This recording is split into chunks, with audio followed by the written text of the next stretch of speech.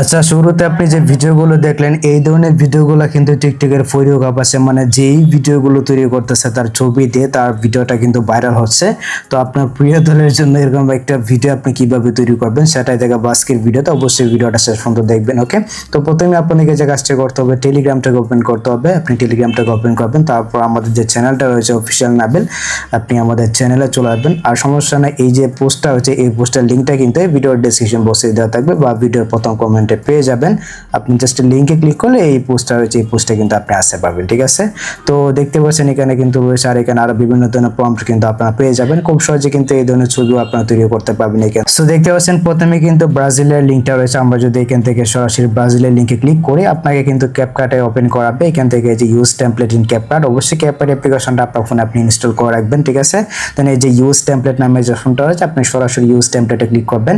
এখানে একটা ক্লিক করে দেওয়ার পর আপনার গ্যালারি থেকে আপনার একটা ছবি এখানে অ্যাড করে দেবেন। তো আমার এই ছবিটা আমি এখানে অ্যাড করে দিলাম, দেখতে পাচ্ছেন ছবিটা আমি এখানে অ্যাড করে দিলাম। তো আপনার পছন্দের একটা ছবি বা জার্সি পরা পিকচারটা সেটা যদি থাকে তাহলে আপনি জাস্ট এখানে অ্যাড করে দিবেন। তো দেখতে পাচ্ছেন এটা কিন্তু লোড নিচ্ছে, আমরা একটু অপেক্ষা করব। আপনি একটু অপেক্ষা করবেন, তাহলে দেখবেন এখানে কিন্তু ভিডিওটা একদম রেডি হয়ে যাবে। আমরা একটু অপেক্ষা করে নিচ্ছি। সো ফাইনালি দেখতে পাচ্ছেন এটা কিন্তু 100% হয়ে গেছে এবং এখানে কিন্তু আমার যে ভিডিওটা রয়েছে, আমার ভিডিওটা কিন্তু তৈরি হয়ে গেছে। খুব সহজেই কিন্তু আপনারা এইভাবে তৈরি করতে পারবেন। তারপরে এই যে উপরে কিন্তু হচ্ছে এক্সপোর্ট, আপনি জাস্ট এই অপশনে একটা ক্লিক করবেন।